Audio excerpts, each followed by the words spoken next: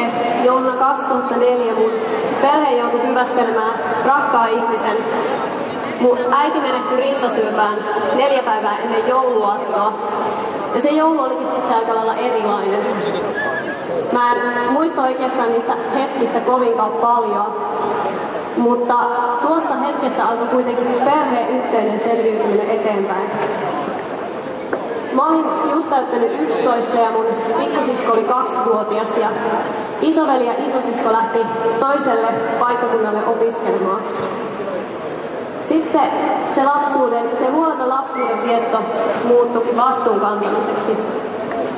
Siitä lähtien mä oon ollut mun pikkusiskolle semmonen äitihahmo ja isä, minä ja pikkusiskolla on oltu semmonen 3 kopla.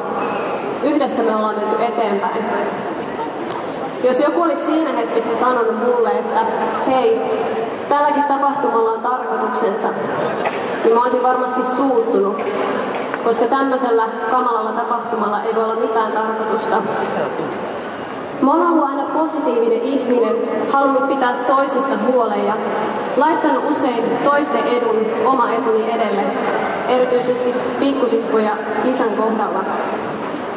Ulkopuolisten silmiin tämmöinen ihminen saattaa näyttää siltä, että tuo ihminen pärjää loistavasti. Niin mä pärjäsinkin.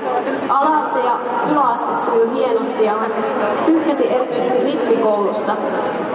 Elämä rullasi aina lukioon saakka, kunnes alkoi tuntua siltä, että tämä elämä on ihan epäreilua. Mä joudun elämään ilman äitiä.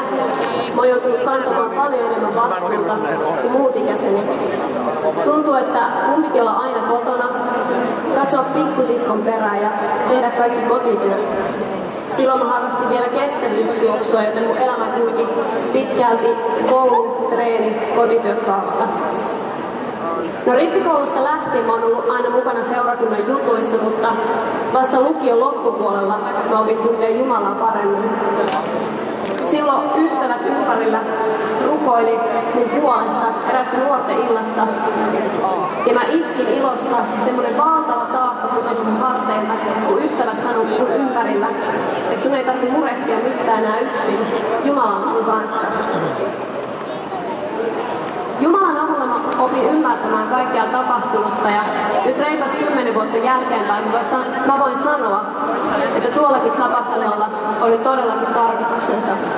Jos mulla olisi vielä äiti, mä en ehkä olisi tässä tänään. Jokaisen elämässä tulee varmasti tilanteita, jolloin sitä miettii, mitä järkeä tässä kaikessa on.